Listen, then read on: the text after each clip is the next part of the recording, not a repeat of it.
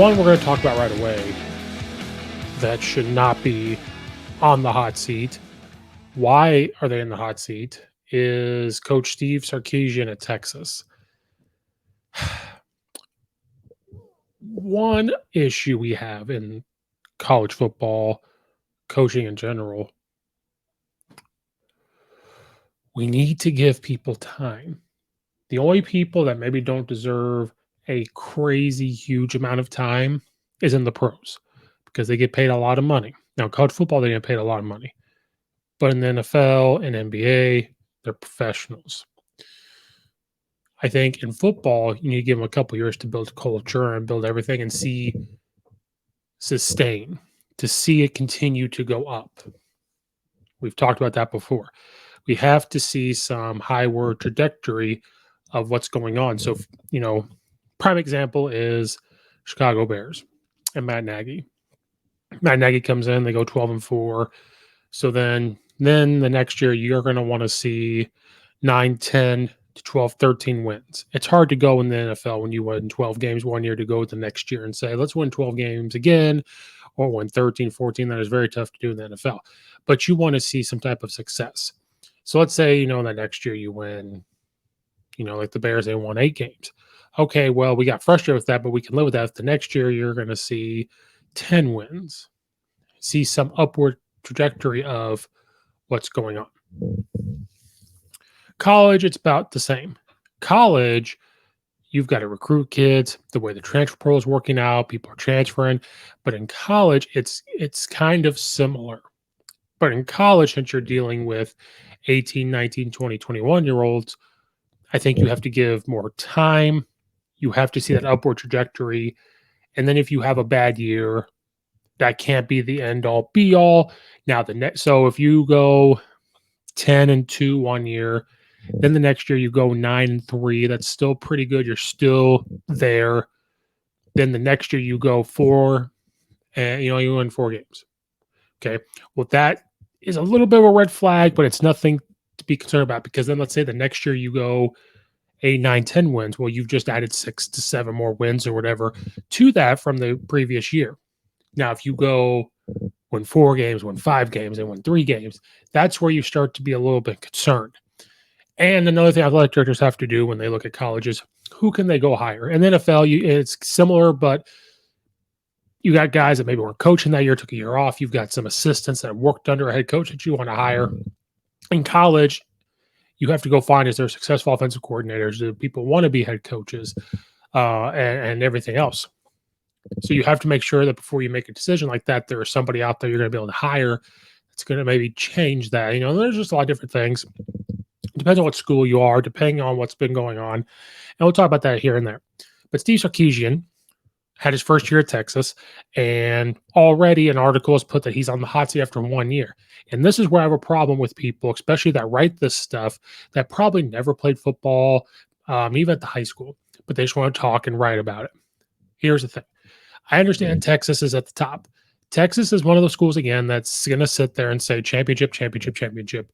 They haven't won a championship since I believe Vince Young or somewhere in there, Mike Brown was there. It's been a while since they've won. But the thing with Texas, it's a football state. It's a football state.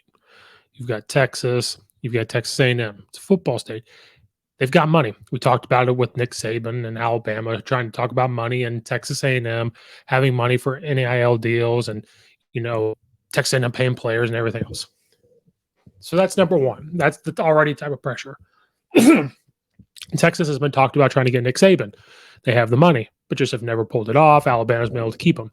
And not saying Nick Saban was going to want to leave anyway, but that's part of it. Another thing is, if you're a Sarkisian, you've had success in the NFL, you've had success in college, you've been a successful offensive coordinator, you have national championship under you, there's high expectations. But even if you're Texas, to me, there's only one school that should have this type of amount of pressure on them is the day that Nick Saban retires. The day Nick Saban retires and somebody takes that job, that's the only time that you can make any type of justification after that first year. If they don't win a national title, they don't win 10 games of, Their seat's getting a little warm. That is the only school in America that should have this. People like to think Texas is like that, but Texas is not what they were. Texas is not that type of team anymore. If this would happen right after a championship year, maybe you could have this conversation. But here's the thing, for Texas to be where it is, to be on the down years for them, to have Sarkisian come in and automatically he's in a hot seat. And again, when people don't play football, when people don't immerse themselves into what goes on to building a program, you could talk to coaches. I talk to coaches, but you got to ask those questions. You got to see what makes them tick. This is the frustrating part of giving them a year. I'm talking 3 to 5 years. And the reason why I say 3 to 5 is because you guys see what happens that third year. You've seen progression during those years. You get to that third year, okay, you get the fourth year, you're probably going to get the fifth year, and then so on and so forth. When you give them 1 year, there's a problem. There is a problem when you only do it for 1 year and people talk about he's already going to be fired. Now, again, it's an article. It's not Texas talking that I know of. It's either fans are frustrated, maybe boosters are frustrated. But here's the thing. If you're a struggling program like Texas and a guy comes in, he's going to come in, he's going to change the way you think offensively. He's going to bring in guys and change defense up. Now, offense and defense is, in this day and age, do a lot of similar things. It doesn't matter. They're come in and they're going to flip the offense or come in and flip the defense, culture. I'm sure Coach Sarkisian has changed a little bit of what he's done after his time in the NFL, his time being around Coach Saban. There are things that he's going to do differently. So I'm sure even for him, the first year's trial and error. Now, according to the article, the reason why he's on the hot seat apparently going to 2022. They hit rock bottom after a 5-7 mark in the 2021-2022 season, which included an overtime loss to Kansas. This is probably why he's talking about being on the hot seat, because Texas isn't supposed to lose to Kansas, but people forget before, I believe, was it last year or the year before, Kansas put 50-some up on them. Coach Dearman, the offense coordinator there at the time. They're armed with top-notch recruiting class with transfer Quinn Ewers in the fold. There's no excuses now for Sarkisian. Now that Lincoln Riley took his act out west, things might finally be looking up in Austin. The measuring stick will come swiftly when Alabama pays a visit on September 10th. If things don't change in a hurry, Texas will be back to firing coaches and starting over once again. Now, this is where I have a problem.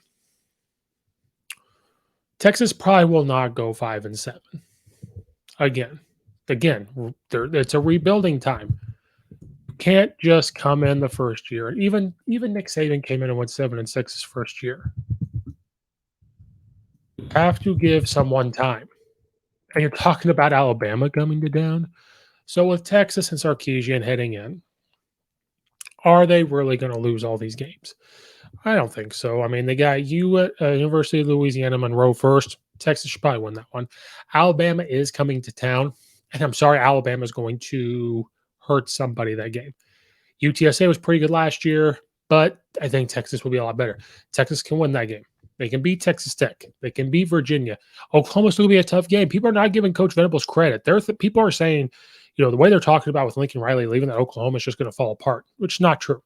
Iowa State had a down year, but Texas should beat them. Oklahoma State is going to be a tough one. Should be Kansas State. TCU is going to be rebuilding. Yeah, they lost to Kansas. That's not going to happen again. They could beat Kansas and everything else. So they're going to go through and they're going to have, some wins here. If you're talking about 1, 2, 3, 4, 5, 6, 7, 8, let's just say 8 wins. And that's we're just going by skimming it really quick. 8 wins. Now you've got 3 more than the previous year. Now it's Texas fans, apparently, and people that write these articles. Oh my God, they've only won 8 games.